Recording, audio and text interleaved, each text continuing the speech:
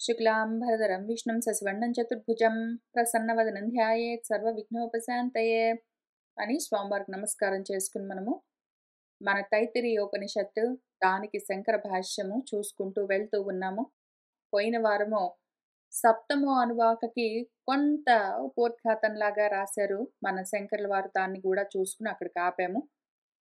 ఇంతవరకు మనకు వ్యాహృతులు చెప్తూ వచ్చారు. ఇప్పుడు అక్కడి నుంచి పాంక్తులు చెప్తున్నారు. పాంక్తులు అంటే పంక్తి అని అర్థము. పంక్తి అంటే బంతి, వరస అని అర్థము. ఒక క్రమంగా సంఖ్యలు చెప్తారు. 5 5లుగా ఉన్నది, పంచలుగా ఉన్నది ఈ ప్రపంచము. దాని గురించి సంఖ్యతో సహా చెప్తారు సాంఖ్యంగా. అది తెలుసుకోవడం అవసరం మనకెందుకు అంటే, ఆ సంఖ్యలను బట్టి తత్వాలను తెలుసుకుని, ఆ తత్వాలన్నీ ఏ తత్వం నుంచి వచ్చాయో దాన్ని పట్టుకోవడము ఈ సంఖ్యాశాస్త్రం యొక్క ప్రధాన ఉద్దేశము. కాబట్టి పంక్తులుగా వరసగా చెప్తూ పోతూ ఉంటుంది. వరసగా చెప్తూ ఉంటుంది. ఇప్పుడు మనకి మన ఉపనిషత్తు ఈ మంత్రాల్లో దాన్ని చూసుకుంటూ వెళ్దాం మనము. ఇక్కడ పృథివీ మొదలైన ఉపాధులతో కూడిన పంచబ్రహ్మల ఉపాసన ఎట్లా చెయ్యాలి అని చూపిస్తూ ఉన్నది. పంచబ్రహ్మాసనాసీన అని మనకు లలితా సహస్రంలో నామం గుర్తుకొస్తూ ఉంటుంది. ఇంక దీన్ని చూస్తూ ఉంటే పంచబ్రహ్మ ఆసనం పైన ఆసీనమై ఉన్న, అధివసించి ఉన్న ఏ శక్తి ఉన్నదో దాని గురించి చదువుకుంటాము. ఈసారి మళ్ళీ మనం ఎప్పుడైనా లలితా సహస్రం చదువుకుంటున్న సమయంలో పంచబ్రహ్మాసనాసీన అన్న నామం దగ్గర మనసు ఆగిపోవాలి. ఎందుకు అంటే, ఇక్కడ పంచబ్రహ్మలేమి అని పంచలుగా లెక్క పెడుతూ మరి చూపిస్తూ వస్తూ ఉన్నది మనకి ఈ మంత్రం కాబట్టి చూస్తూ వెళ్దాము. పృథివీ అంతరిక్షం జౌః దిశః అవాంతర దిశాః అగ్నిః వాయుః ఆదిత్యః చంద్రమా నక్షత్రాణి ఆపః ఓషధయః వనస్పతయః ఆకాశः ఆత్మా ఇతి అధిభూతం అధ అధ్యాత్మం. ప్రాణః వ్యానః అపానః ఉదానః సమానః చక్షుః శ్రోత్రం మనః వాక్ త్వక్ చర్మ మాంసం స్నావా అస్థి మజ్జ ఏతత్ అధివిధాయ ఋషిః అవోచత్ పాంక్తం వైదం సర్వం పాంక్తేన ఏవ పాంక్తం స్పృణోతి ఇతి అని చెప్తూ ఉన్నది. పృథివీ భూమి, అంతరిక్షము, జౌ దిశలు దిక్కులు, అవాంతర దిక్కులు అంటే మూలలు. దిక్కులు వాటి మూలలు, ఆకాశము, భూమి, అంతరిక్షం అన్నీ కలిపి ఒక 5 తత్వాలతో కూడి ఉన్న వరస. దీన్ని మొత్తాన్ని ఈ 5గా ఉన్న ఈ వరసను, ఈ పంక్తిని లోక పంక్తి అని పిలుద్దాము. ఆ తర్వాత అగ్ని, వాయువు, ఆదిత్యుడు, సూర్యుడు, చంద్రుడు, నక్షత్రాలు. ఈ 5గా ఉన్న ఈ పంక్తి, దీన్ని దేవతా పంక్తి అందాము లేదా జ్యోతిష్ పంక్తి అందాము. తర్వాత ఆపహ ఓషధయః ఓషధులు, నీళ్లు, వనస్పతులు, ఆకాశము, ఆత్మ అంటే ఇక్కడ విరాటాత్మ. ఈ విరాడాత్మతో సహా కలిపి ఈ 5గా ఉన్న ఈ వరసకు ఈసారి మనము స్థూల పదార్థ పంక్తి అని పేరు పెడదాము. స్థూల పదార్థాలు ఇవన్నీ నీళ్లు, ఓషధులు, చెట్లు అవన్నీ మనకు తెలుస్తూ ఉంటాయి. ఈ 3 కలిపి ఏవి లోక పంక్తి, జ్యోతిష్ పంక్తి, స్థూల పంక్తి, ఇవన్నీ అధిభూతం, భౌతికమైన విషయాలు. ఇప్పుడు ఆధ్యాత్మికంగా చూద్దాము. ప్రాణము, వ్యానము, అపానము, ఉదానము, సమానము అని ప్రాణవాయువులు మన దేహంలో ఉంటాయి. కాబట్టి అధ్యాత్మం. చక్షువులు కన్నులు, శ్రోత్రాలు చెవులు, మనస్సు, వాక్, త్వక్ అంటే చర్మము. అంటే ఏదైతే స్పర్శను తెలుసుకుంటూ ఉంటుందో అది. ఇవన్నీ మళ్ళీ మనకే ఉంటాయి. ఇంద్రియాలుగా కాబట్టి మళ్ళీ అధ్యాత్మం. చర్మము అంటే రక్తాన్ని, మాంసాన్ని, కండరాలని వాటిని కప్పి ఉంచేదేదున్నదో అది చర్మము. మాంసము, స్నాయువులంటే నాడులని పిలుస్తాము. అస్థికలు, ఎముకలు, మజ్జ ఈ 5 ధాతువులు మనలోనే ఉంటాయి కాబట్టి అధ్యాత్మం. ఇప్పుడు ఈ విధంగా మన ఋషి అంటే వేదం కూడా కావచ్చు. వేదాన్ని గూడా ఋషి అని పిలుస్తాము. లేదా ఏ ఋషి అయితే వీటిని దర్శనం చేశారో ఆ ఋషి ఈ విధంగా వాటిని అధివిధాయ ఈ విధిగా వాటిని విధానించి అవోచత్ మనకు చెప్పారు. పాంక్తం వైదం సర్వమిదం సర్వం జగత్తంతా కనిపించేదంతా పాంక్తమే. పంక్తులు పంక్తులుగా ఉంటుంది. వరుసలు వరుసలుగా 5 వరుసలుగా ఉంటాయి ప్రతిది. ఏదెక్కడ కనిపించినా సరే, బయట కనిపిస్తే ఆది భౌతికం, నాలో కనిపిస్తే ఆధ్యాత్మికం. బయట కనిపిస్తే ఆది భౌతికం, అదంతా నాలో ఆధ్యాత్మికంగా ఎక్కడున్నది? నాలో ఆధ్యాత్మికంగా ఉన్నవన్నీ బయట ప్రపంచంలో ఆది భౌతికంగా ఎక్కడున్నవి? అని మనం అదే పనిగా చూసుకుంటూ ఉండాలి. ఆ చూపు కలగాలి. ఆ చూపు కలగాలి మనకి. ఎందుకు అంటే, ఆ రకంగా ఒకవేళ మనము కనెక్ట్ చేసుకోగలిగితే, పాంక్తేన ఏవ పాంక్తం. ఈ పంక్తులతో అంటే, ఆది భౌతికమైన పంక్తులతో ఆధ్యాత్మికమైన పంక్తులు స్పృణోతి పూరింపబడుతూ ఉంటాయి. బయట ఆది భౌతికమైనవేవేవి ఉన్నాయో, అవన్నీ ఆధ్యాత్మికమైన ఈ దేహాన్ని నింపుతూ ఉంటాయి. నిలబెడుతూ ఉంటాయి. నడిపిస్తూ ఉంటాయి. అట్లనే ఈ ఆధ్యాత్మికమైన దేహము బయట ఆది భౌతికమైన వస్తువులన్నింటినీ పూరిస్తూ ఉంటుంది. ఆ రెండిటికి కనెక్షన్ ఉన్నది. ఆ 2 వేరు వేరు విషయాలు కావు. దాన్ని చూసుకోవడం అత్యవసరము. ఈ రకంగా తెలుసుకుంటూ ఉండడాన్ని పంచబ్రహ్మ ఉపాసనమని పిలుస్తూ ఉన్నారు. అవెట్లా కనెక్ట్ అయి ఉన్నాయో చూద్దాము. భూమి, ఆకాశము, అంతరిక్షము, దిక్కుల యొక్క మూలాలు వీటన్నిటిలో తప్పకుండా ఉండేదేంటి? భూమి, ఆకాశాలు, దిక్కులకు మొత్తం అంతా నిండి ఉన్నది పూర్ణంగా నిండి ఉన్నదేమి అంటే గాలి. ఆ గాలి అక్కడ మాత్రమే ఉన్నదా? లేదు. ఆధ్యాత్మికంగా ప్రాణ, వ్యాన, అపాన, ఉదాన, సమాన వాయువులుగా నాలో కూడా ఉన్నది. బయట ఉన్న ఆది భౌతికమైన వాయువు ఎట్లా మొత్తం భూమి, ఆకాశాలను, దిక్కులను నింపి ఉంచుతుందో ఏ కొంచెమో వ్యవధానం లేకుండా, అదే విధంగా నాలో కూడా ప్రాణాపాన, ఉదాన, సమాన, వ్యాన వాయువులన్నీ ప్రాణవాయువులన్నీ గూడా మొత్తము నా దేహమంతా వ్యాపించి, పూరించి, నింపి ఉంచుతాయి. ఆ రకంగా బయట గాలి చూడగానే నాలో కదులుతున్న గాలి, నాలో గాలి శ్వాస ఆడుతుంటే బయట ప్రవహిస్తున్న గాలి మనకు వెంటనే కనెక్టింగ్ లాగా తెలుస్తూ ఉండాలి. 2 ఒక్కటే అని తెలుస్తుండాలి. ఆ రకంగా చూడగలగడము ఈ ఉపాసనకు ప్రధానమైన ఉద్దేశము. తర్వాత ఇంకొక పంక్తి చూద్దాము. ఇంకొక వరస. అగ్ని, వాయువు, అగ్ని, గాలి, ఆదిత్యుడు, చంద్రుడు, నక్షత్రాలున్నాయనుకోండి. ఇవన్నీ ఏం చేస్తాయి? ప్రకాశిస్తుంటాయి. అగ్ని ప్రకాశిస్తుంటుంది. గాలి ప్రకాశిస్తుంటుంది. ఎందుకంటే తెలియజేస్తూ ఉంటుంది. ఆదిత్యుడు, సూర్యుడు, చంద్రుడు, నక్షత్రాలు ఇవన్నీ. ఈ జ్యోతిర్గణమంతా ఏం చేస్తుందిప్పుడు? నాలో కళ్ళను, చెవులను, మనస్సును, వాక్కును, త్వచాన్ని అంటే త్వక్‌ను వీటన్నింటిని పని చేయిస్తూ ఉంటాయి ఈ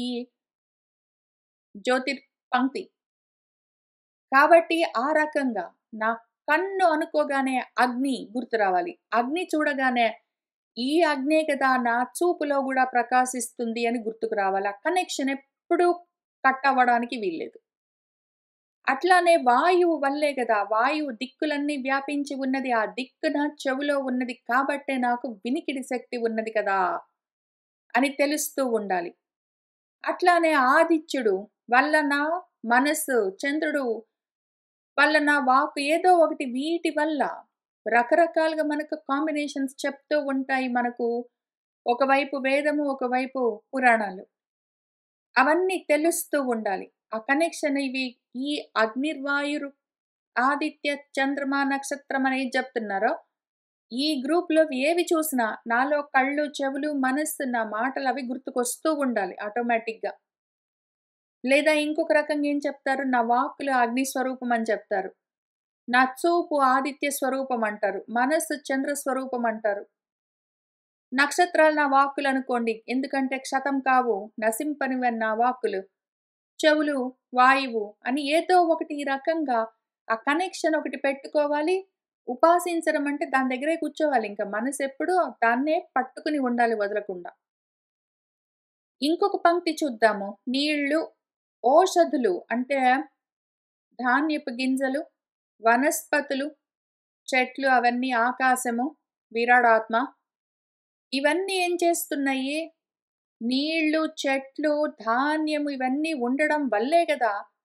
నా దేహము, స్థూల దేహము, ఈ స్థూలమైన పదార్థాల వల్లే గదా! నా స్థూల దేహమంతా నిలబడి ఉన్నది. నిజంగా గూడా నీళ్ళు, ఓషధులు అవన్నీ లేకపోతే, ధాన్యాలు అవన్నీ లేకపోతే, నా శరీరము, నా దేహము అందులోని ఈ ధాతువులన్నీ ఎట్లా పూరింపబడుతూ ఉన్నాయి? ఇవున్నాయి గాబట్టే. అట్లానే ఇప్పుడు చర్మము, మాంసము, మజ్జ వీటన్నిటితో కూడిన ఉన్న ఈ దేహాన్ని ఉపయోగించే గదా నేను నీటితో ఓషధులను, చెట్లను వాటిని పెంచి నాకు కావలసిన విధంగా మార్చుకుని వాటిని వాడుకుంటూ ఉన్నాను. కాబట్టి నేను మళ్ళీ వీటిని పూరిస్తాను. అట్లానే నా చూపున్నది కాబట్టే అగ్నిని లేదా నా మనసున్నది కాబట్టే చంద్రుడిని తెలుసుకోగలుగుతూ ఉన్నాను. కాబట్టి నా చూపు, నా చెవులు, నా వినికిడి శక్తి, నా మనసు, నా మాటలు ఇవే కదా బయట ఉన్న అగ్నిని, ఆదిత్యుడిని, చంద్రుడిని, నక్షత్రాల్ని వాటిని పూరిస్తున్నది. నేను చూస్తున్నందుకే కదా అవన్నీ అక్కడున్నాయి. నేను తెలుసుకుంటున్నందుకే గదా ఉన్నాయి. కాబట్టి నా వల్లే అవన్నీ పూరింపబడుతున్నాయి. అట్లానే నాలో ప్రాణాపాన, ఉదాన, సమాన, వ్యానాలన్న రకరకాల వాయువులు నా నిండా కదులుతూ ఉన్నాయి గదా! ఇవి కదులుతూ ఉన్నందు వల్లే గదా ఆ మొత్తం పృథివీ, అంతరిక్షంతో సహా భూమి, ఆకాశాలు వాటి మధ్యలో దిక్కులన్నీ ఉన్నదెందుకు? నా కోసమే. నాకే ఆ ప్రాణమే లేకపోతే అసలు ఇవన్నీ భూమి, ఆకాశాలు దిక్కులు లేవు. వాటి అంతరాలు లేవు. ఏమీ లేవు. నేనున్నా కాబట్టే అవన్నీ ఉన్నాయి. కాబట్టి అవి ఉండడం వల్ల నేనుండడం వల్ల అవి. పాంక్తేన ఏవ పాంక్తం. ఒక పంక్తి నుంచి ఒక పంక్తి, ఒక పంక్తి నుంచి ఒక పంక్తి. ఆది భూతమైన పంక్తి నుంచి ఆధ్యాత్మికమైన పంక్తి. ఆధ్యాత్మికమైన పంక్తి నుంచి అధిభూతమైన పంక్తి నింపబడుతూ ఉంటాయి. మొత్తం ఇతను సర్వమంతా పంక్తమేవా. ఈ విషయం తెలుసుకుని అదే ధ్యాసతో ఉండడమే పంచబ్రహ్మోపాసనము. దాని గురించి ఇప్పుడు మన గురువుగారు చెప్తున్న వ్యాఖ్యానం విందాము. పృథివీ, అంతరిక్షం, ద్యౌః, దిశః, అవాంతర దిశః అని ఏవి 5 ఉన్నాయో ఇదంతా కలిపి లోకపంక్తి, లోకపాంక్తం. అగ్ని, వాయువు, ఆదిత్యుడు, చంద్రుడు, నక్షత్రాలు ఇవన్నీ కలిపి దేవతా పంక్తి, దేవతా పాంక్తము. ఆపహ నీరు, ఓషధులు, వనస్పతులు, ఆకాశము, ఆత్మ ఇతి భూతపాంక్తం. ఇవన్నీ భూత పంక్తి. ఇందులో ఆత్మనెందుకు కలిపారంటే ఆత్మ ఇతి విరాట్ భూతాధికారాత్. ఆత్మ అంటే విరాట్ భూతం అనుకోవాలి. ఎందుకంటే ఇది భూతాధికారం. భూతాలు చెప్తున్న ప్రకరణం కదా! ఎందుకు అంటే ఇతి అధిభూతం అని ఇక్కడికి గీత గీసింది గదా! అంతకన్నా ముందున్నవన్నీ అధిభూతము. భూతం అన్న ప్రకరణంలో ఆ సెక్షన్‌లో చెప్పింది గాబట్టి, ఇక్కడ ఈ సెక్షన్‌లో చెప్పబడ్డ ఆత్మని గూడా భూతంగానే తీసుకోవాలి. మనకు బయట తెలుస్తూ ఉన్నది విరాట్ స్వరూపం విశ్వం కాబట్టి, ఇక్కడ ఆత్మ అంటే విశ్వాత్మ అని చూసుకోవాలి మనము. తర్వాత ఇతి అధిభూతం ఇతి అధిలోకాధిదైవత పాంక్త ద్వయోపలక్షణార్థం. ఇది అధిభూతం, ఇది అధ్యాత్మం అని ఎందుకు చెప్పింది అది అంటే వెంటనే ఇది ఇక్కడికి పైనున్నవన్నీ అవి, కిందున్నవన్నీ ఇవి అని వేరు చేసి చూపించడం కోసము ఆ రెండింటిని, ఆ ద్వయాన్ని చెప్పింది. మనకు లక్ష్యం చూపించడానికి, గుర్తు చూపించడం కోసము. లోక దేవతా పాంక్తయోః చ అభిహితత్వాత్ అట్లానే లోకపాంక్తము, దేవతాపాంక్తము వాటన్నింటి గురించి కూడా కలుపుకొని చెప్తూ ఉన్నది. అనంతరం అధ్యాత్మం. ఇప్పుడు అధ్యాత్మ పాంక్తం త్రయం చెప్తున్నది. మొత్తం కలిపి షట్కం. మొత్తం ఇక్కడ పాంక్త షట్కం చెప్పిందది మనకు. 6 చెప్పింది. 3 అధిభూతం చెప్పింది. 3 అధ్యాత్మం చెప్పింది. ఇప్పుడు అధ్యాత్మ పాంక్తం గురించి చూద్దాం అత్ర ఉచ్యతే. ప్రాణాది వాయు పాంక్తం. ప్రాణం, అపానం అవన్నీ కలిపి వాయు పంక్తి. కళ్ళు, చెవులు అవన్నీ కలిపి చక్షురాది ఇంద్రియ పాంక్తం. అవన్నీ ఇంద్రియాల పంక్తి, ఆ వరుస. చర్మాది ధాతు పాంక్తం. చర్మము మొదలైనవన్నీ ధాతువులు, ఆ పంక్తి, ఆ వరుస. ఏతావత్ హి ఇదం సర్వం అధ్యాత్మం. ఇదంతా కలిపి మొత్తము అధ్యాత్మం. బాహ్యం చ పాంక్తం ఏవ ఇతి ఏతత్ ఏవం అధివిధాయ. బాహ్యమైన పాంక్తము, బాహ్య పంక్తులన్నింటినీ ఈ విధంగా విధానించి, ఆ విధానాన్ని తయారు చేసి కల్పించి, ఋషి అంటే వేదము. ఏతద్ దర్శన సంపన్నః వా కశ్చిత్ ఋషిః. ఋషి అంటే ఇక్కడ మనం వేదమనైనా చూసుకోవచ్చు. ఎందుకంటే పేరు చెప్పలేదు. ఒక్కొక్కసారి మనకు వేదము ఆ ఋషి పేరు చెప్తుంది. ఇక్కడ చెప్పలేదు కాబట్టి వేదమే ఋషిగా చెప్పిందనుకోవచ్చు. లేదా ఒకానొక ఋషి ఎవరైనా దీని గురించి భావన చేసిన వారు ఈ విధంగా ఈ విధానాన్ని మనకు చెప్తూ ఉన్నారు కాబట్టి ఆయనైనా అయ్యుండొచ్చు. వారి చేత ఉక్తవాన్ చెప్పబడి ఉన్నది. ఆయన చెప్పారు. కిమితి ఆహా! ఇంతకి ఆయన ఏమి చెప్పారు అంటే ఆ ఋషి, పాంక్తం వై ఇదం సర్వం. పాంక్తేన ఏవ అన్నీ మొత్తము పూరింపబడుతూ ఉన్నాయి. ఉన్నదంతా పాంక్తమే. పంక్తులు పంక్తులుగా, దొంతరలుగా ఉంటుంది. దొంతరలుగా, వరసలు వరసలుగా ఉంటుందంతా. ఈ సాంఖ్యము తెలుసుకుంటే దానివల్ల మనకు ఉన్నదంతా ఏంటని చూడొచ్చు. అసలు మంచిది. దీనివల్ల ఇంకొక లాభం ఏంటంటే చాలా లేవు. మొత్తం కలిపి 33 ఉన్నాయి. ఎన్ని దొంతరలు, ఎన్ని పంక్తులు, ఎన్ని వరసలు బెట్టి క్రమంగా మనకు చూపించినా మొత్తం కలిపి 33 ఉన్నాయి. ఎటునుంచి ఎటు తిప్పి ఎన్ని కాంబినేషన్స్‌లో చూసుకున్నా కూడా. బయట అంతే ఉంటాయి. మనలో అంతే ఉంటాయి. వేరుగా లేవు. అవన్నీ కనెక్ట్ అయ్యి ఉన్నాయి. ఇది తెలుసుకోవడం అత్యవసరం. కాబట్టి పాంక్తేన ఏవ ఆధ్యాత్మికేన ఆధ్యాత్మికమైన పాంక్తులతో, ఆధ్యాత్మికమైన పంక్తులతో. ఎందుకంటే సంఖ్యా సామాన్యాత్, సామాన్యమైన సంఖ్య. అవెన్ని ఉన్నాయో ఇవన్నీ చూపిస్తున్నదది. వేరు వేరు నంబర్స్ చూపించట్లేదు సంఖ్యలు. ఆధ్యాత్మికంగా ఎన్ని చూపిస్తున్నదో ఆది భౌతికంగా అన్నే చూపిస్తుంది. కాబట్టి కనెక్షన్ చూసుకోమని చూపిస్తూ ఉన్నదని మనం అర్థం చేసుకోవాలి. ఎప్పుడైనా సరే సంఖ్య చెప్పింది అంటే మనకు వేదమైనా సరే, ఉపనిషత్తయినా సరే, పురాణమైనా సరే, ఏ శాస్త్రమైనా సరే సంఖ్య చెప్పింది అంటే ఆటోమేటిక్‌గా ఆధ్యాత్మికమైన తత్వం గురించే చెప్తున్నది అని ఆలోచించుకోవాలి ఇంకసలు. అనుమానమే లేదందులో. ఇప్పుడు ఆధ్యాత్మికమైన పంక్తులతో బాహ్యం పాంక్తం స్పృణోతి అంటే బలయతి, పూరయతి.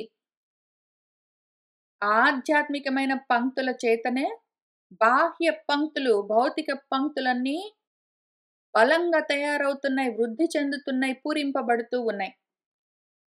ఏకాత్మతయా ఉపలభ్యతే ఇది ఎతత్. 2 ఒకటే. బయట చూసి నన్ను నేను అర్థం చేసుకోవచ్చు. నన్ను నేను చూసుకొని బయటంతా నాలో కలిపేసుకోవచ్చు. ఇటు నుంచి అటైనా సరే, అటు నుంచి ఇటైనా సరే 2 ఒకటే. ఏవం పాంక్తమిదం సర్వమితి యః వేద సః ప్రజాపత్యాత్మైవ భవతి ఇతి అర్థః. ఇదంతా పాంక్తం, ఇవన్నీ పంక్తులుగా ఉంటాయి. వరుసలు వరుసలుగా ఉంటాయి ఇవన్నీ అని ఎవరైతే తెలుసుకుంటారో. ఇదం సర్వం మొత్తం జగత్ విశ్వమంతా పంక్తులే. వరుసలు వరుసలు బెట్టి ఉంటాయి ఇవన్నీ అని ఎవరైతే తెలుసుకుంటారో, యః వేద సహ అటువంటి వాడు ప్రజాపతి అవుతాడు. ఆత్మైవ భవతి ఇత్యర్థః. ప్రజాపతి అని ఇంతకుముందు మనకు చెప్తూ వచ్చారు. ఎవరి నుంచైతే ఇదంతా వస్తుందో అని ఆత్మగా ప్రజాపతి ఆత్మ అంటే ప్రజాపతి స్వరూపంగా వాడు మారుతాడు. అంత ఉపాసన చేయగలిగితే అని మనకు చెప్తూ ఉన్నారు. ఇప్పుడు తర్వాత అనువాకానికి మళ్ళీ కొంత భాష్యం చెప్తున్నారు ముందుగా. వ్యాహృత్యాత్మనః బ్రహ్మణః ఉపాసనం ఉక్తం. అనంతరం చ పాంక్తస్వరూపేణ తస్యైవ ఉపాసనం ఉక్తం. ముందు వ్యాహృతులుగా భూః భువః స్వః అని ఆ రూపాలుగా ఉన్న బ్రహ్మ ఉపాసన ఎట్లా చేయాలి అని ఉక్తం చెప్పబడ్డది. దాని తర్వాత అనంతరము పాంక్త స్వరూపేణ తస్యైవ ఉపాసనం ఉక్తం. పంక్తులుగా ఉన్నది వరుసలు వరుసలుగా ఉన్నవేవున్నాయో పంచ పంక్తులుగా ఉన్న షట్కం గురించి ఆ రూపంగా బ్రహ్మోపాసన ఎట్లా చేయాలి అని చెప్పింది మనకు ఈ ఉపనిషత్తు. ఇదానీం ఇప్పుడది సర్వోపాసనాంగభూతస్య ఓంకారస్య ఉపాసనం విధిత్స్యతే. సర్వ ఉపాసనల అంగభూతమైన ఓంకారం గురించి దాన్ని ఎట్లా ఉపాసన చెయ్యాలి అని ఆ విధానాన్ని విధిస్తూ మనకి చెప్తూ ఉన్నది. ఓంకారాన్ని ఎట్లా చెయ్యాలి? ఎందుకు చెయ్యాలి అంటే పరాపర బ్రహ్మ దృష్ట్యా హి ఉపాస్యమానః ఓంకారః శబ్దమాత్రోపి పరాపర బ్రహ్మ ప్రాప్తి సాధనం భవతి. ఓంకారాన్ని ఒకవేళ పరాపర బ్రహ్మ దృష్టితో ఉపాసిస్తే ఆ విధంగా ఉపాస్యమానమై ఉంటే ఓంకారము పరబ్రహ్మగా ఓంకారాన్ని ఉపాసించొచ్చు, అపరబ్రహ్మగా కూడా శబ్ద బ్రహ్మగా కూడా దాన్ని ఉపాసన చెయ్యొచ్చు. అది శబ్ద మాత్రమే. ఓం ఓం ఓం అన్నది శబ్ద మాత్రమే అయినా కూడా ఆ ఓంకారము అన్న శబ్దము పరాపర బ్రహ్మ ప్రాప్తికి సాధనంగా ఉంటుంది. మనము ఒకవేళ దాన్ని ఆ విధంగా వాడుకోగలిగితే. సహ హి ఆలంబనం బ్రహ్మణః పరస్య అపరస్య చ ప్రతిమా ఇవ విష్ణోః. పరబ్రహ్మకు అపరబ్రహ్మకు రెండింటికి కూడా ఓంకారము ఆలంబనగా ఉండొచ్చు. ఆలంబన అంటే ఆధారము. ఓంకారమన్న ఆధారం పెట్టుకుని పరబ్రహ్మను ఉపాసన చేయొచ్చు కావాలంటే, లేదా అపరబ్రహ్మను కూడా శబ్ద బ్రహ్మను కూడా ఉపాసన చెయ్యొచ్చు. ఓంకారం అంటే విష్ణుమూర్తికి ప్రతిమను పెట్టుకుని విష్ణుమూర్తిని ఉపాసించే సమయంలో మనం ఏం చేస్తాము? దేవత ఉపాసన చేస్తున్నప్పుడు ఎదురుగా దేవతను పెట్టుకుని ఒక మూర్తిని ఏదైనా ప్రతిమను పెట్టుకుని ఉపాసిస్తాం గదా! అట్లా పరబ్రహ్మను ఉపాసించేప్పుడు ఆలంబనగా మనకు ఓంకారాన్ని పెట్టుకుని ఉపాసించుకోవచ్చు అని చెప్తూ ఉన్నారు. ఈ విషయం ఎక్కడున్నది అంటే ఏతేన ఏవ ఆయతనేన ఏకతరం అన్వేతి అని మనకు ప్రశ్నోపనిషత్తులో 5వ ప్రశ్నకి జవాబుగా ఇచ్చారు. ఇదొకసారి చూసుకుందాము. ప్రశ్నోపనిషత్తులో ఒక 6గురు శిష్యులు గురువుగారి దగ్గరికి వెళ్ళి ప్రశ్నలు అడుగుతూ ఉంటారు. గురువుగారు ముందు నా దగ్గర ఒక సంవత్సరం మీరు బ్రహ్మచర్యం చెయ్యండి. తర్వాత నేను మీ గురించి అర్థం చేసుకున్నాక మీరు అడిగిన ప్రశ్నలకు జవాబులు చెప్తాను నాకు తెలిస్తే అని చెప్తారు. ఇంకా తర్వాత వాళ్ళందరూ తలా ఒక ప్రశ్న అడుగుతుంటే ఒక్కొక్కళ్ళు కొన్ని కొన్ని ప్రశ్నలు అడుగుతూ ఉంటే ఆయన జవాబు చెప్తూ వస్తారు. ఇక్కడికొచ్చేసరికి శైబ్యులన్నవారు శిబి యొక్క పుత్రుడు. ఆయన పేరు సత్యకాముడు. ఆయన ఏనం గురువుగారైన పిప్పలాదుల వారిని ఒక ప్రశ్న వేశారు. ఒకే ప్రశ్న. ఆయనేమన్నారంటే, సహ యః వై తద్భగవన్ మనుష్యేషు ప్రాయణాంతం ఓంకారం అభిజ్ఞాయీత కథమం భావ సహ తేన లోకం జయతి ఇతి. భగవన్ గురువు గారు ఎవరైనా మనుషులు వాళ్ళ ప్రాణోత్క్రమణ కాలం పర్యంతము వాళ్ళు ప్రాణాలతో ఉన్నంత వరకు ఓంకారాన్ని ధ్యానిస్తూ ఉన్నారనుకోండి, ఉపాసిస్తూ. అటువంటప్పుడు వాళ్ళు కథమం లోకం ఎటువంటి లోకాన్ని జయతి పొందుతారండి అని అడిగితే, తస్మై సహ ఉవాచ ఆయన ఆ శిష్యుడికి శైబ్యుడికి సత్యకాముడికి జవాబు చెప్తూ ఏమన్నారంటే, ఏతత్వై సత్యకామ పరంచ అపరంచ బ్రహ్మ యదోంకారః తస్మాత్ విద్వాన్ ఏతేన ఏవ ఆయతనేన ఏకతరం అన్వేతి ఇతి. ఓ సత్యకామ, ఏతత్ యదోంకారమున్నదో అది పరబ్రహ్మము, అపరబ్రహ్మానికి రెండింటికి సూచన. ఓంకారం పరబ్రహ్మం, అపరబ్రహ్మం రెండుగా ఉంటుందది. ఎవరైనా సరే విద్వాంసుడు, పండితుడు, తెలుసుకున్నవాడు ఏతైనా ఈ ఓంకారాన్ని బెట్టుకుని ఏ ఆయతనం, ఏ మార్గమైనా పట్టుకోవచ్చు. ఓంకారాన్ని బెట్టుకుని పరబ్రహ్మని సాధించడం కోసం ఉపాసన చేయొచ్చు. లేదా ఓంకారంతోటే అపరబ్రహ్మను, ప్రాపంచికమైన ఇహపరాలను, ఇక్కడ ఈ లోకాలను సాధించడం కోసం కూడా వాడుకోవచ్చు. వాడు దేనికి వాడితే వాడికి అది లభిస్తుంది. ఓంకారాన్ని దేనికైనా ఉపయోగించుకోవచ్చు. వాడు ఏ కారణంతో ఓంకారాన్ని ఉపాసిస్తాడో, వాడు కోరింది దాని పరంగా వాడికి ఏ లోకం కలుగుతుందంటే, వాడు ఏం కోరుకుంటే అది. వాడు ఏ లోకాన్ని కోరుకుంటే ఆ లోకం కలుగుతుంది. లేదా లోకాలతో సంబంధం లేని అలోకం గావాలి, పరబ్రహ్మం గావాలంటే అది కూడా కలుగుతుంది. పరబ్రహ్మం కూడా కలుగుతుంది. వాడు కోరుకోవడం పైన ఉంటుంది. అది అన్నింటికి అవకాశం ఇస్తుంది అని ఆ మంత్రానికి అర్థం. కాబట్టి అటువంటి ఓంకారము ఆలంబనగా పెట్టుకుని మనము పరబ్రహ్మ కోసం ప్రయత్నం చేయొచ్చు, అపరబ్రహ్మ కోసం ప్రయత్నం చేయొచ్చు, మన ఇష్టము. చెయ్యాలన్న బుద్ధి మనకుంటే, శక్తి వంచన లేకుండా మనం సాధన చేసుకుంటూ వెళ్ళొచ్చు, ఉపాసన చేసుకుంటూ వెళ్ళొచ్చు. ఎట్లా చెయ్యాలి అని ఈ అనువాకంలో మనకు ప్రణవోపాసన చూపిస్తూ ఉన్నది మనకు ఉపనిషత్తు. ఓం ఇతి బ్రహ్మ, ఓం ఇతి ఇదం సర్వం, ఓం ఇతి ఏతత్ అనుకృతిః హాస్మ వై అపి ఓ శ్రావయ ఇతి ఆశ్రావయంతి. ఓం ఇతి సామాని గాయంతి.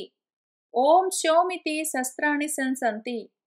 ఓం ఇతి అధ్వర్యుః ప్రతిగరం ప్రతిగృణాతి. ఓం ఇతి బ్రహ్మా ప్రసౌతి. ఓం ఇతి అగ్నిహోత్రమనుజానాతి. ఓం ఇతి బ్రాహ్మణః ప్రవక్ష్యన్ ఆహ బ్రహ్మ ఉపాప్నవాన్ ఇతి బ్రహ్మ ఏవ ఉపాప్నోతి. ఓం అన్నది బ్రహ్మస్వరూపము. ఓం అన్నది ఇదం సర్వం, ఈ మొత్తం శబ్ద బ్రహ్మం కూడా అదే. ఓం అంటే పరబ్రహ్మం కావచ్చు. ఓం అంటే ఇదం సర్వం శబ్ద బ్రహ్మము విశ్వం కావచ్చు.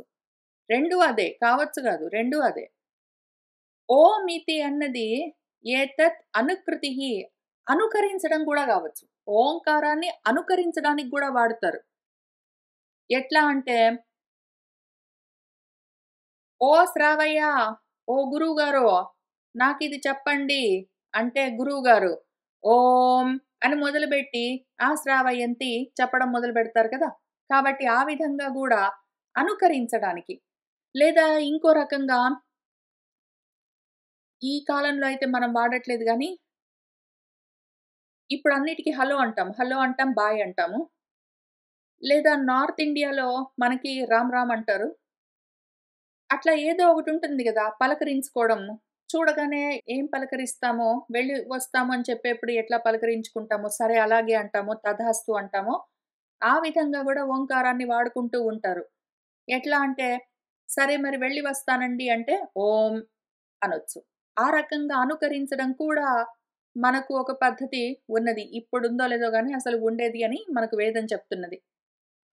లేదా ఓం అన్నది సామ గానాలు చేసేవాళ్ళెవరున్నారో, వాళ్ళు గూడా ఓం అని మొదలుపెట్టి సామగానాలు చేస్తూ ఉంటారు. లేదా శస్త్రాలు నేర్చుకునే వాళ్ళు గూడా ఓం శోం అని మొదలుపెట్టి శంసంతి నేర్చుకుంటూ ఉంటారు. అధ్యయనం చేస్తూ ఉంటారు. లేదా ఓం ఇతి అధ్వర్యుల వారు ఎవరైతే యజ్ఞం చేయిస్తూ ఉన్నారో ఋత్వికులు, వారు ప్రతిగరం ప్రతిగృణాతి, ఏ కర్మ మొదలుపెట్టాలన్నా ఓం అని మొదలుపెడతారు ఆ యజ్ఞ కర్మల్లో.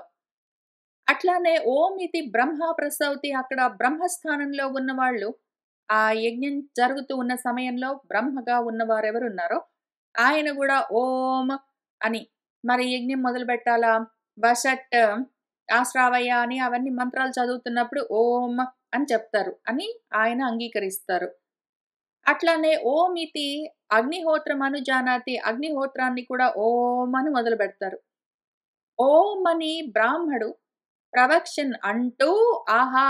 ఆయన నేను బ్రహ్మ ఉపాప్నవాన్, బ్రహ్మను పొందుతాను అని అనుకుంటూ ఆయన ఓం అని మొదలుపెడతాడు. అంటే వేదాన్ని, వేదమన్న శబ్ద బ్రహ్మను నేను పొందుతూ ఉన్నాను. అంటే అధ్యయనం మొదలుపెట్టుకుంటున్నాను. చదువుకోవడం మొదలుపెడుతున్నాను అని ఓం అని స్టార్ట్ చేస్తారు.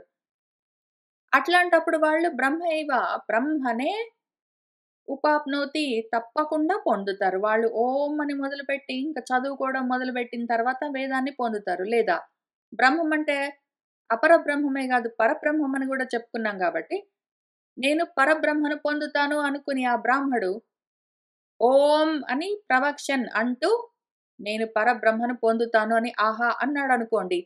ఇంక వాడు తప్పకుండా ఆ విధంగా ఓం అని మొదలుపెట్టిన తర్వాత పరబ్రహ్మను తప్పకుండా పొందుతాడు.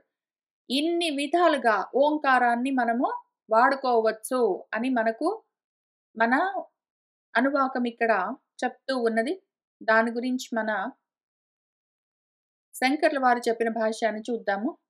ఓం ఇతి ఓం అని ఇతి అని ఆపేసిందక్కడ. ఓం బ్రహ్మ అనొచ్చు కదా!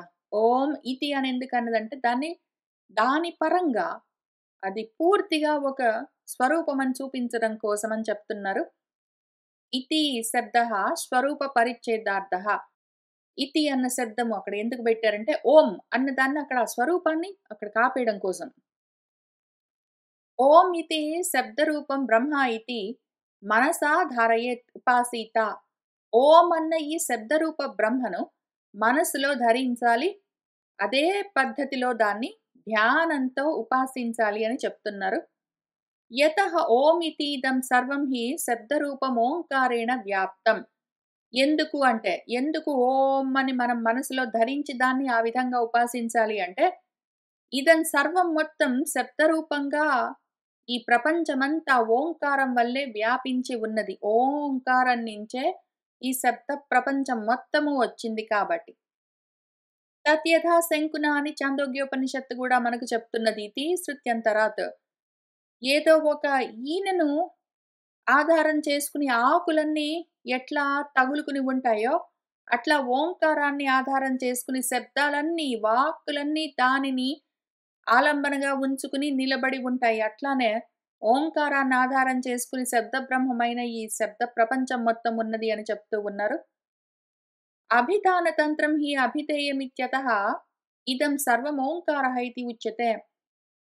అభిధేయము చెప్పబడేదేదున్నదో అది ఎప్పుడైనా సరే చెప్పుతూ ఉన్న దాని పైన ఆధారపడి ఉంటుంది. శబ్దం పైన ఆధారపడి అర్థం ఉంటుంది. అభిధేయం అంటే ఏదైతే అర్థం ఉన్నదో, ఏదైతే ప్రయోజనమో, ఏదైతే చెప్పబడుతూ ఉన్నదో, అది దేని మీద ఆధారపడి ఉంటుందంటే, చెప్పబడుతూ ఉన్న శబ్దం పైన ఆధారపడి ఉంటుంది. ఎప్పుడైనా సరే అభిధాన తంత్రం ఇదంతా. ఈ అభిధాన తంత్రమైన శబ్ద ప్రపంచంలో అభిధేయమైన తత్వం మనకు తెలియాలి అంటే దానికి ఓంకారమే అవకాశం ఇస్తుంది. దాని సర్వం ఓంకారం అందుకనే అయి ఉన్నది అని చెప్తూ ఉన్నారు.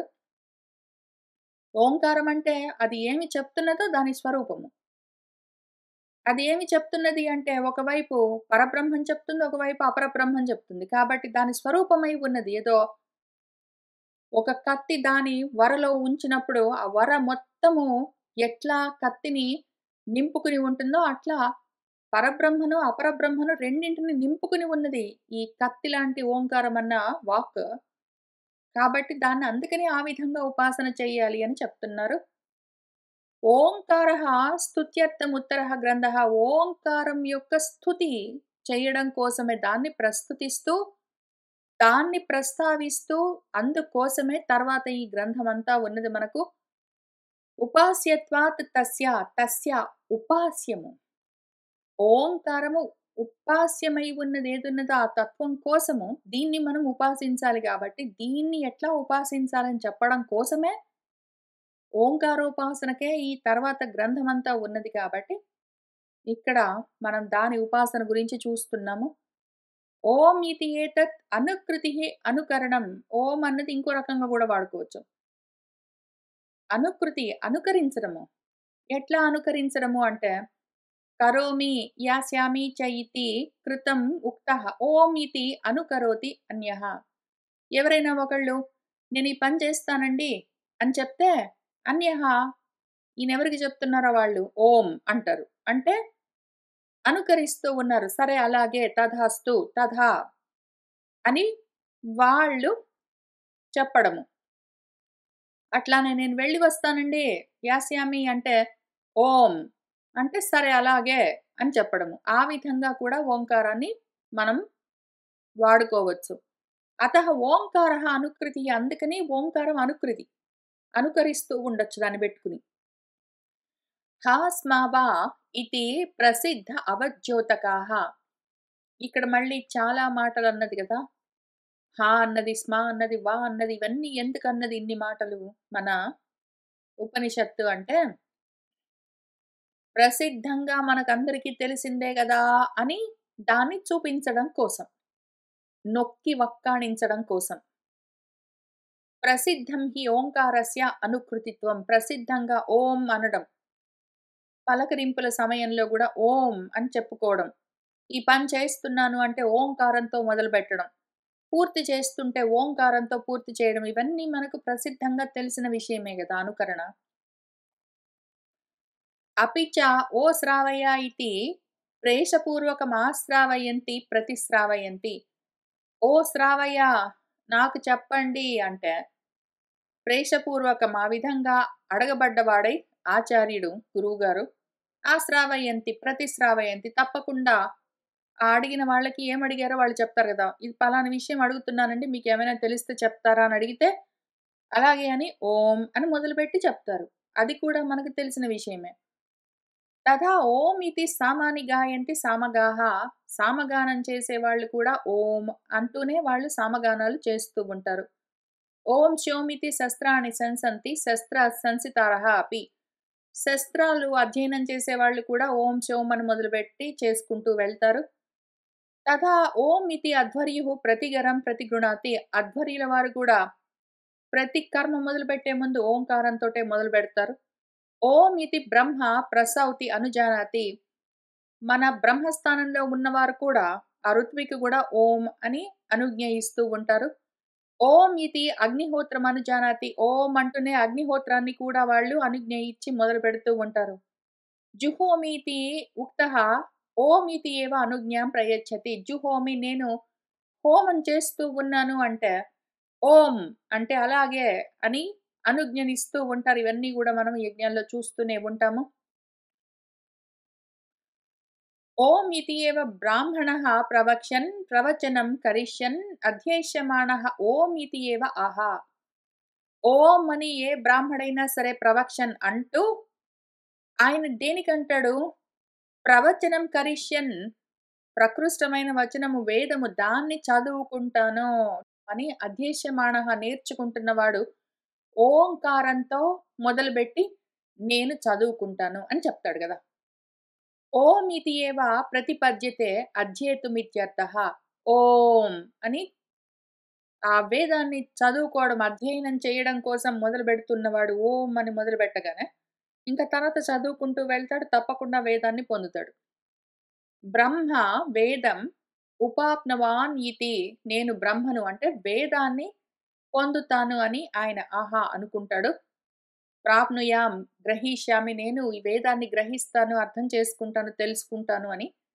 ఇతి అని అనుకున్నాక ఉపాప్నోతి ఏవ తప్పకుండా పొందుతాడు ఆ బ్రహ్మను, వేదాన్ని. అథవా వేద బ్రహ్మము శబ్ద బ్రహ్మమే కాదు, అపర బ్రహ్మమే గాదు. పరబ్రహ్మం గూడా అంతే విషయము. అథవా బ్రహ్మ పరం ఆత్మానం ఉపాప్నవాన్ ఇతి ఆత్మానం ప్రవక్ష్యన్ ప్రాపయిష్యన్ ఓం ఇతి ఏవ ఆహా. అథవా లేకపోతే పరబ్రహ్మను నేను ప్రాప్తించుకుంటాను, ఆత్మను పొందుతాను అని ప్రవక్షన్ అంటూ వాళ్ళు ఓం అని మొదలుబెట్టిన తర్వాత తప్పకుండా అదే పరబ్రహ్మను పొందుతారు కూడా. సహ చ తేన ఓంకారేణ బ్రహ్మ ప్రాప్నోతి ఏవ. ఆ ఓంకారంతో ఆ పరబ్రహ్మను తప్పకుండా పొందుతాడు. అనుమానం లేదు. ఓంకార పూర్వం ప్రవృత్తానాం క్రియాణాం ఫలవత్వం యస్మాత్ తస్మాత్ ఓంకారం బ్రహ్మ ఇతి ఉపాసీత ఇతి వాక్యార్థః.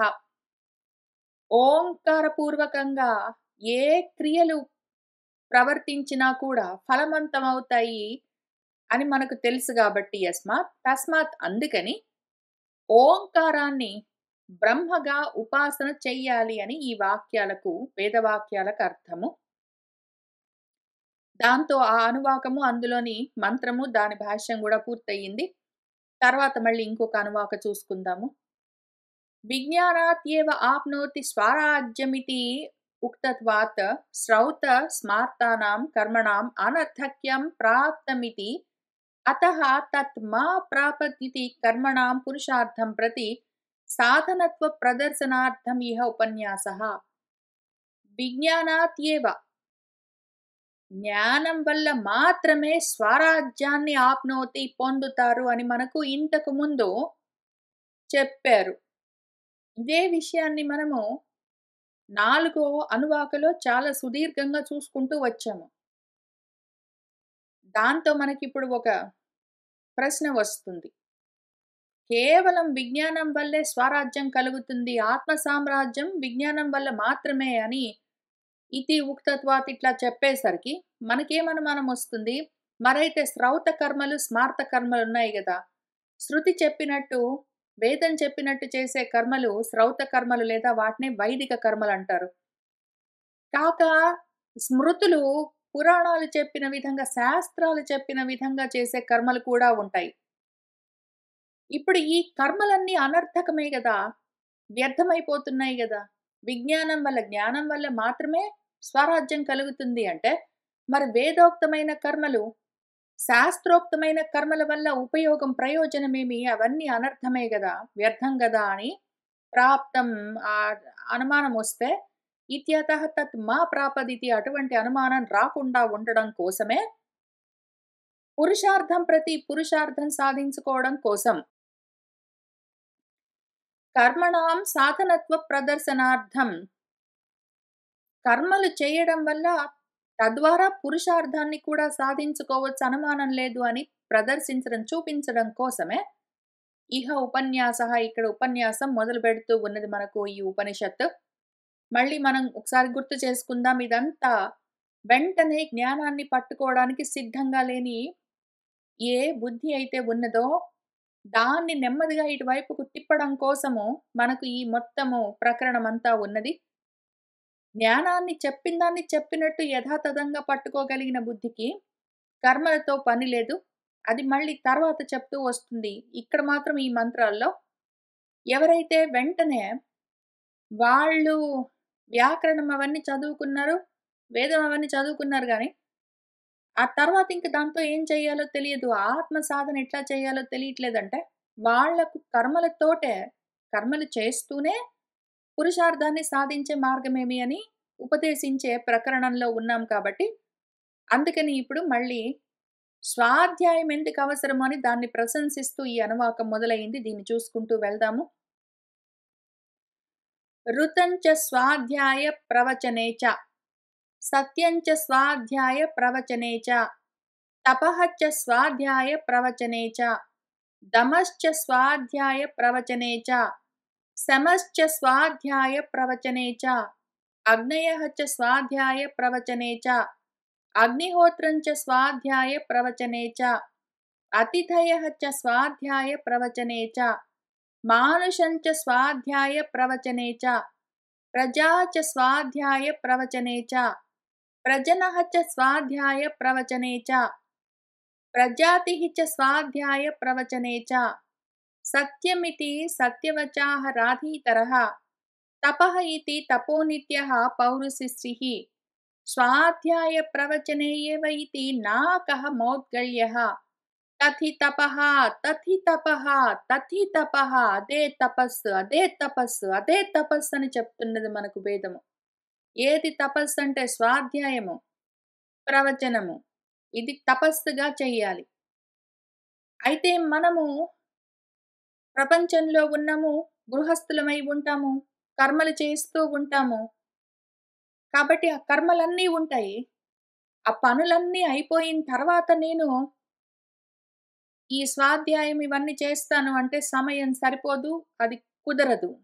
అట్లా చేయడానికి వీల్లేదు. కాబట్టి వేదం ఏం చెప్తున్నది? ఋతం చ, నువ్వు వృత్తం చేస్తుంటావు గదా! శాస్త్రోక్తమైన కర్మలు, వైదికమైన కర్మలన్నీ చేస్తూ ఉంటావు గదా!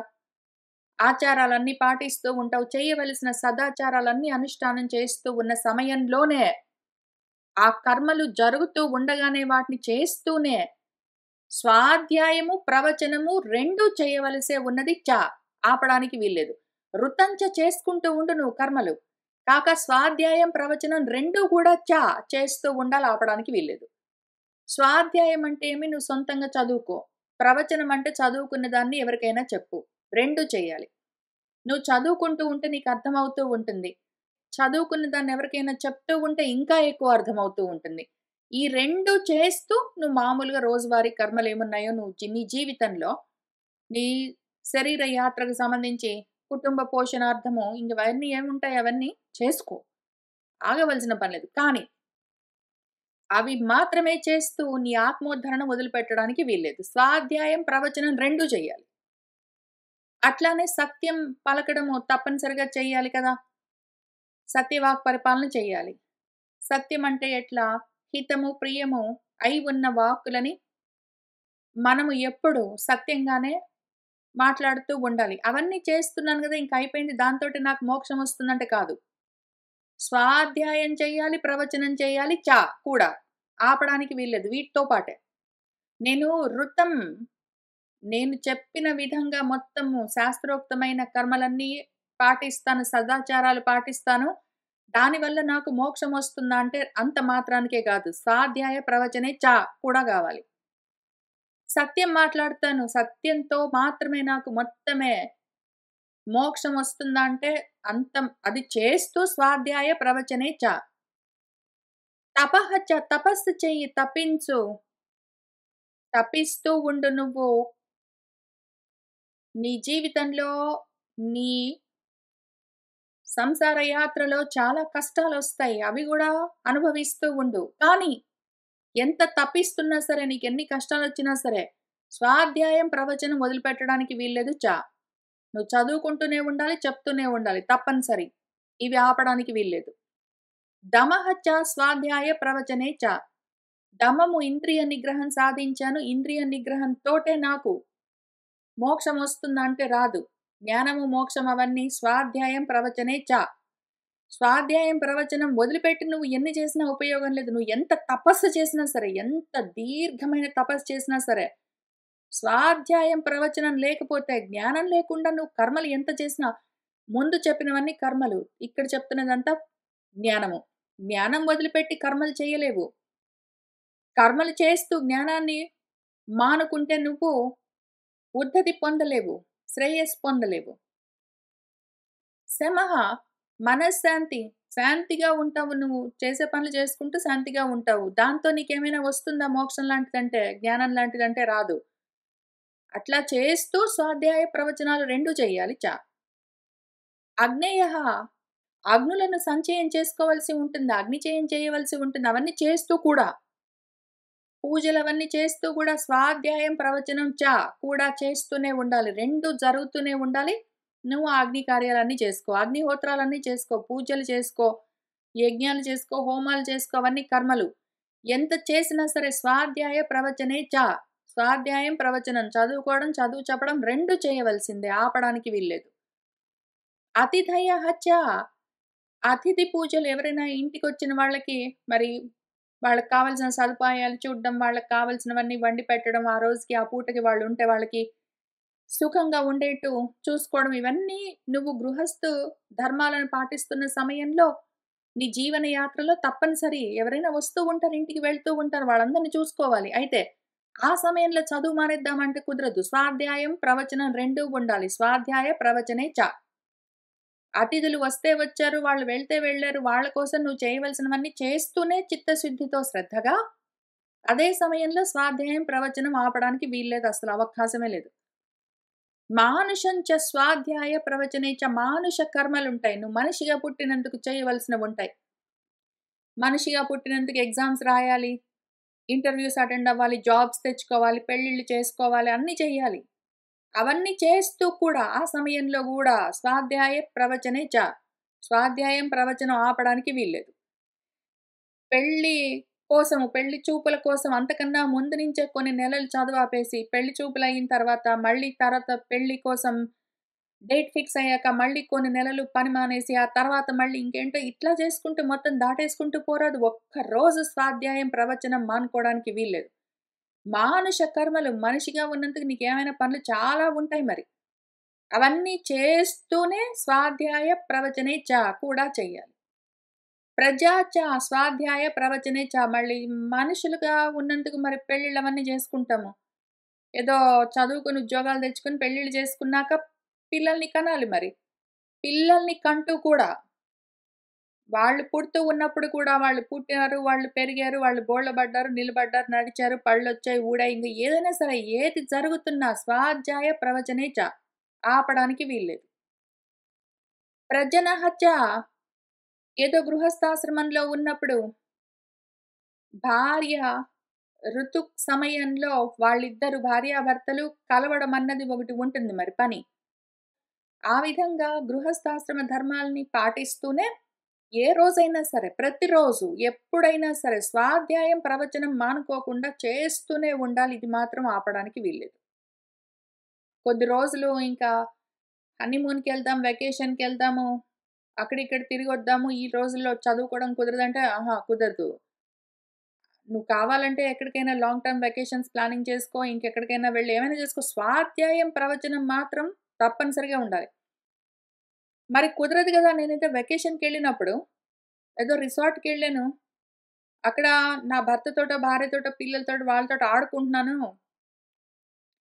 కావాలంటే స్వాధ్యాయం చేస్తాను, ప్రవచనం కుదరదు ఎట్లా అంటే, పోనీ ప్రవచనం పక్కన పెట్టినా స్వాధ్యాయం చెయి. స్వాధ్యాయం, ప్రవచనం. నీ ఆత్మ వృద్ధికి కావలసినది మాత్రం తప్పనిసరిగా ప్రతిరోజు చేయాలి. ఏ కర్మలు బయట నీకు ప్రపంచంలో చేయవలసినవున్నవి చేస్తున్నా సరే ఇది ఆపడానికి వీల్లేదు. ప్రజాతిహిచ్చ ఇంకేది పెళ్లి చేసుకున్నావు, పిల్లలు పుట్టారు, సంసారం చేస్తున్నావు, తర్వాత పిల్లల్ని పెంచుతున్నావు, వాళ్ళు పెద్దవాళ్ళయ్యారు. మళ్ళీ వాళ్ళు గూడా గృహస్థాశ్రమాల్లోకి వెళ్తారు. ఆ విధంగా ప్రజాతి నీకు పౌత్రులు, మనవలు, మనవరాళ్ళు కలిగారు. మళ్ళీ వాళ్ళని చూసుకోవాలి. వాళ్ళ కోసము అమెరికాకు ఒక రోజు ఒక 6 నెలలు, 3 నెలలు, అండమాన్‌కి ఒక 6 నెలలు, 3 నెలలు తిరగాలి. సూట్ కేసులు పట్టుకొని డైపర్‌లన్నీ మార్చుకుంటూ తిరగాలి. ఏదో పాల బాటిల్స్ అన్నీ కడుగుతూ ఉండాలి అంటే చెయ్యి అవన్నీ. చెయ్యి మరేం చేస్తావు నువ్వు? కర్మ మార్గంలో ఉన్నావు గృహస్థాశ్రమంలో. కానీ స్వాధ్యాయ, ప్రవచనే ఇవి వదిలిపెట్టకుండానే అవన్నీ చెయ్యి. సత్యమితి సత్యవచాః రాధీతరః.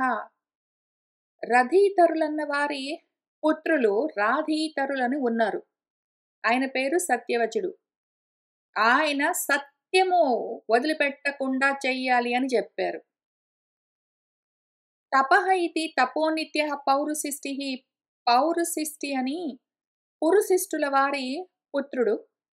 ఆయన పేరు తపోనిత్యుడు. ఆయన తపస్సు తప్పనిసరి అని జెప్పాడు. అయితే స్వాధ్యాయ ప్రవచనే ఏవ ఇతి నాకః మౌద్గల్యః.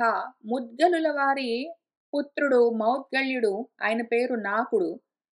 ఆయన మాత్రం స్వాధ్యాయ ప్రవచనము తప్పనిసరి. నువ్వు సత్యం పలుకు, తపస్సు చేసుకో, ఇంకేమైనా చేసుకో గాని స్వాధ్యాయ ప్రవచనాలు తప్పనిసరి అని జెప్పాడు. తథి తపః అదే తపస్సు, అదే తపస్సు. తపించు, తపించు, తపించు. ఈ తపస్సు లేకుండా నువ్వు ఎన్ని కర్మలు చేసినా సరే అవన్నీ నిష్ఫలమవుతాయి. నీకు సామ్రాజ్య సిద్ధి కావాలి అంటే తపించాలి మరి. అందుకని ఒక్కసారి, 2 సార్లు గాదు. మళ్ళీ ఇప్పుడు ఋతం, సత్యం, తపః, దమః, శమః, అగ్నేయః, అగ్నిహోత్రం, అతిథయః, మానుషం, ప్రజా, ప్రజనః, ప్రజాతిః ఇవన్నీ చేస్తూ స్వాధ్యాయ ప్రవచనే అని ఒక్కసారి చెప్పలేదు. అప్పుడు మనం ఎట్లా అర్థం చేసుకుంటాము? ఇవన్నీ అయ్యాక టైం ఉంటే లేదా మొత్తం పూర్తయిన తర్వాత చివరికి ఇంకా ప్రజాతి గూడా ప్రజలయిపోయినాక, ప్రజాతులు గూడా అయినాక పిల్లలు, పిల్లల పిల్లలు గూడా అయిన తర్వాత ఇంక వాళ్ళ పిల్లలు, వాళ్ళ పిల్లలు గూడా అయిన తర్వాత ఇంక తర్వాత ఎప్పటికో ఒకప్పటికి చూద్దాం పాటు స్వాధ్యాయం, ప్రవచనం అని అనుకుంటారో ఏమో వీళ్ళు. అందుకని అట్లా గాదు. ప్రతిదానికి ఋతం స్వాధ్యాయ ప్రవచనం. సత్యం స్వాధ్యాయ ప్రవచనం. తపం స్వాధ్యాయ ప్రవచనం.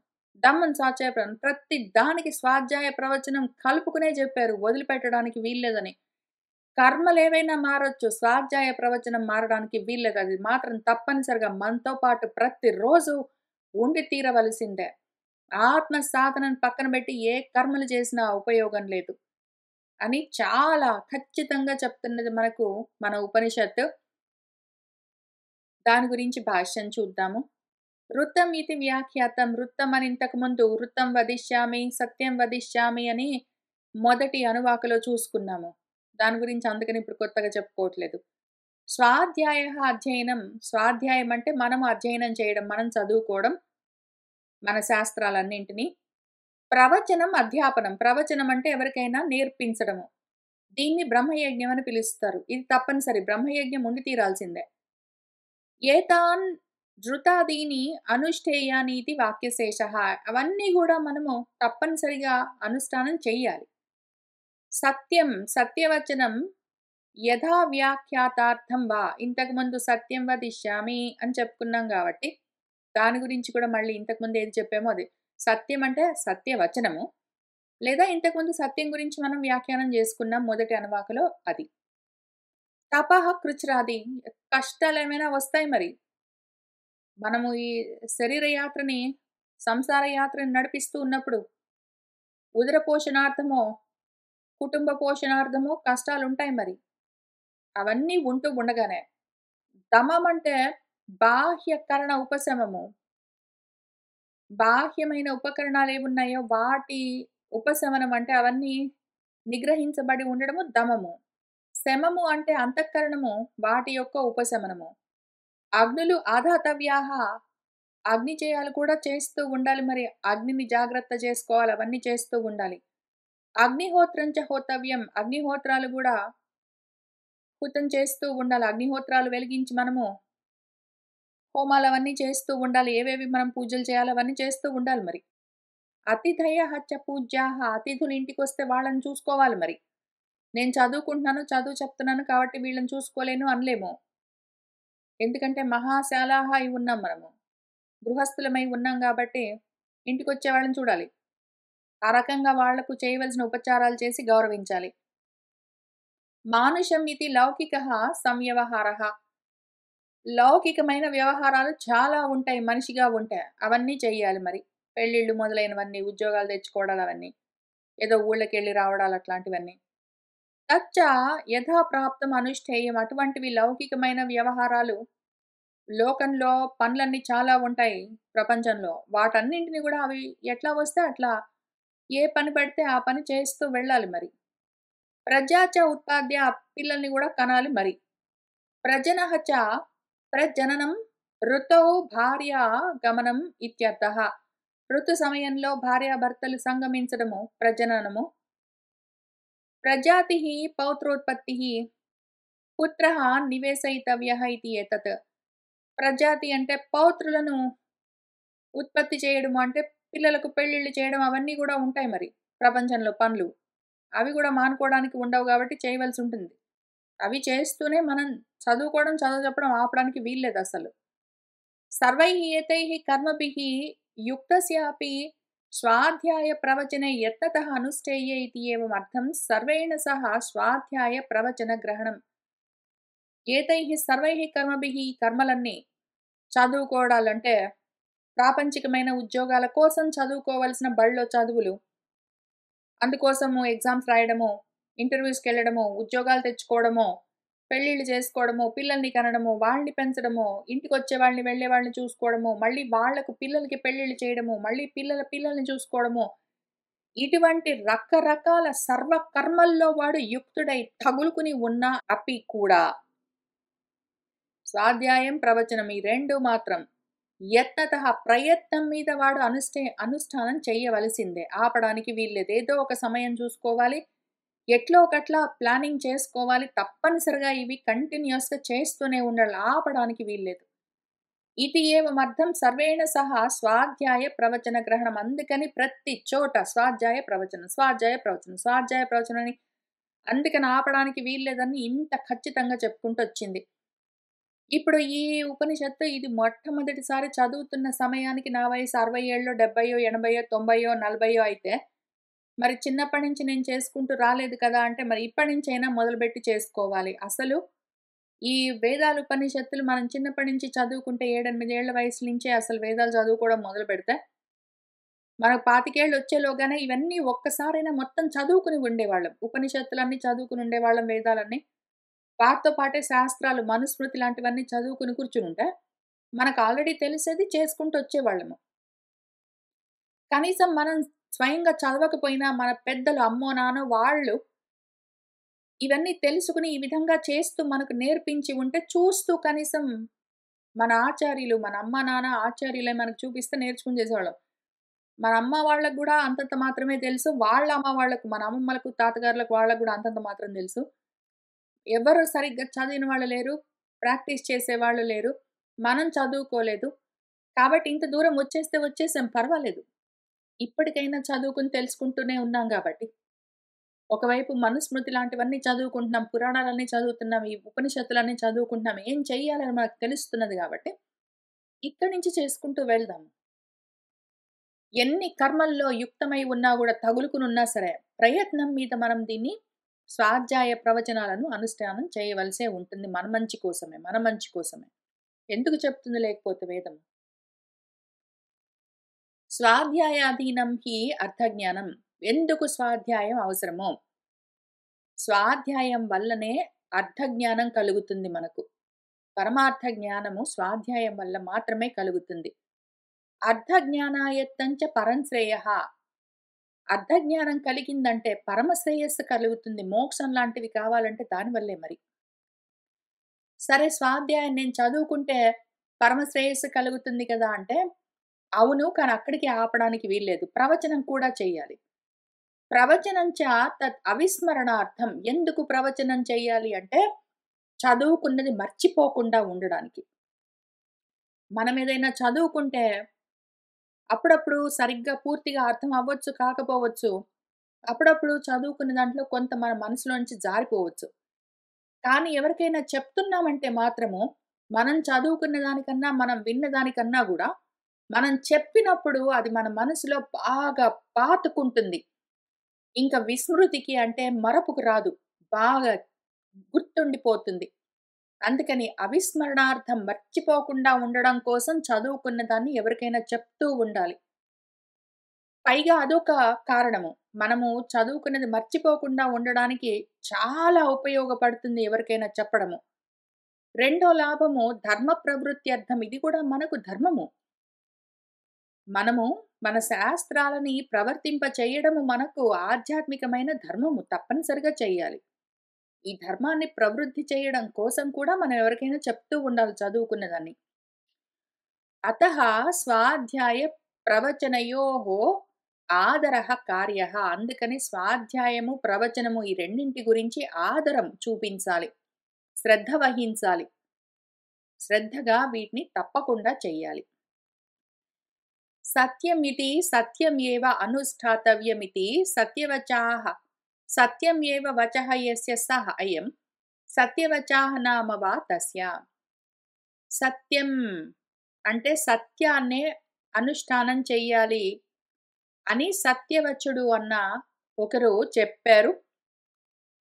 ఆయన ఎందుకు సత్యవచులు అంటే, ఆయన వాక్కు సత్యమై ఉన్నది గాబట్టి ఆయన సత్యవాక్ అయ్యుండొచ్చు. కాక అసలాయన పేరు గూడా సత్యవచులు అయ్యుండొచ్చు. ఇంతకీ ఆయనెవరు అంటే రాధీతరః, రథీతర సగోత్రః రాధీతరః ఆచార్యః మన్యతే. రథీతరుడన్న వారి వంశంలో నుంచి వచ్చిన రాధీతరుడు అన్న ఆయన, ఆయన పేరు సత్యవచుడు. ఆ ఆచార్యుడు ఈ విధంగా అనుకున్నాడు. తప్పకుండా సత్యాన్ని అనుష్ఠానం చెయ్యాలి అని ఆయన నమ్ముతారు. తపః ఇతి తపః ఏవ కర్తవ్యమితి తపోనిత్యః తపసి నిత్యః తపఃపరః తపోనిత్యః ఇతి వా నామ పౌరుషిష్టిః పురుషిష్టస్య అపత్యం పౌరుషిష్టిః ఆచార్యః మన్యతే. తపము అంటే తపించడం అన్న కర్తవ్యము. అది నిత్యము చెయ్యాలి అని, నిత్యము తపమే పరంగా కలిగిన ఒక ఆయన ఉన్నారు కాబట్టి ఆయన పేరు తపప్పరుడు అయ్యుండొచ్చు. లేదా అసలు ఆయన పేరు గూడా తపప్పరుడు అయ్యుండొచ్చు. పురుషిష్టి అన్న ఒకరి అపత్యము పుత్రుడై ఉన్న ఈ పౌరుషిష్టి ఆయన పేరు తపోనిత్యుడయ్యుండొచ్చు. లేదా ఆయన నిత్యము తపస్సు చేస్తూ ఉండిండొచ్చు. ఆ ఆచార్యుల వారు తపస్సు ప్రధానమని చెప్తారు. స్వాధ్యాయ ప్రవచనే ఏవ అనుష్ఠేయ ఇతి నాకః నామతః ముద్గలస్య అపత్యం మౌద్గల్యః ఆచార్యః మన్యతే. ముద్గలుల వారి పుత్రుడు మౌద్గల్యుల వారు ఆ ఆచార్యుడు, ఆయన పేరు నాకుడు. ఆయన స్వాధ్యాయ ప్రవచనాలు మాత్రం తప్పనిసరిగా అనుష్ఠానం చెయ్యాలి అని చెప్తూ ఉంటారు. తథి తపః తథి తపః అదే తపస్సు, అదే తపస్సు. తపస్సు అంటే ఇదే తపస్సు. తపించడం అంటే ఏవో సంసారంలో ఉన్న కష్టాల్ని పట్టుకుని అయ్యయ్యో! నాకెంత కష్టమొచ్చిందని తపించడం తపస్సు గాదు. ఆ కష్టాలన్నీ ఉండని, కర్మలన్నీ ఉండని ఏమైనా గాని, ఎవరొచ్చినా వెళ్ళినా, ఎవరు పుట్టినా, ఎవరు వెళ్ళిపోతూ ఉన్నా, ఏది జరుగుతూ ఉన్నా, కర్మలన్నీ జరుగుతూ ఉండగా వాటిని చేస్తూనే కూడా స్వాధ్యాయం, ప్రవచనం వదిలిపెట్టకుండా తపించడము తపస్సు. బ్రహ్మ తపస్సిది. బ్రహ్మయజ్ఞము. హి యస్మాత్ స్వాధ్యాయ ప్రవచనే ఏవ తపః తస్మాత్ తే ఏవ అనుష్ఠేయే ఇతి. ఏదైతే స్వాధ్యాయము, ప్రవచనమే తపస్సు. తపస్సంటే అదే తపస్సు. నీకేదో నీ జీవితంలో, నీ ఇంట్లో, నీ కుటుంబంలో కష్టాలున్నాయి గాబట్టి అది తపస్సు తపించిపోతున్నాను. అయ్యో! నాకెన్ని తాపత్రయాలు గాదు. అవన్నీ ఉంటే ఉన్నాయి. అసలు తపస్సంటే ఏమి? స్వాధ్యాయన ప్రవచనాలే. కాబట్టి దాన్ని తప్పకుండా అనుష్ఠానం చేయాలి రెండింటిని. ఉక్తానామపి సత్యతపః స్వాధ్యాయ ప్రవచనానాం పునః గ్రహణం ఆదరార్థం. చెప్పిందే మళ్ళీ సత్యము, తపస్సు, స్వాధ్యాయం, ప్రవచనం అని ఎందుకు చెప్తుందిది? పునరుక్తి గదా! అంటే ఆ దోషం లేదు. అదెందుకు గ్రహించింది అన్ని సార్లు చెప్తూ వచ్చింది అంటే ఆదరార్థం. మనకు శ్రద్ధ కలగాలి ఆ విషయం గురించి.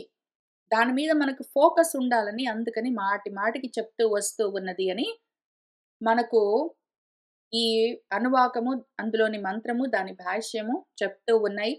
కాబట్టి శ్రద్ధగా స్వాధ్యాయం, ప్రవచనం వదిలిపెట్టకుండానే మనం గృహస్థాశ్రమంలో పాటించవలసిన కర్మలు చేస్తూ రెండింటిని సాధిస్తూ వద్దాము. ఇవాల్టికి ఇక్కడికి ఆపుతున్నాను. వచ్చే వారం మళ్ళీ కలిసి కూర్చొని ఇక్కడి నుంచి చదువుకుంటూ ముందుకు వెళ్దాము. సర్వం శ్రీకృష్ణ పరబ్రహ్మ పాదారవిందార్పణమస్తు.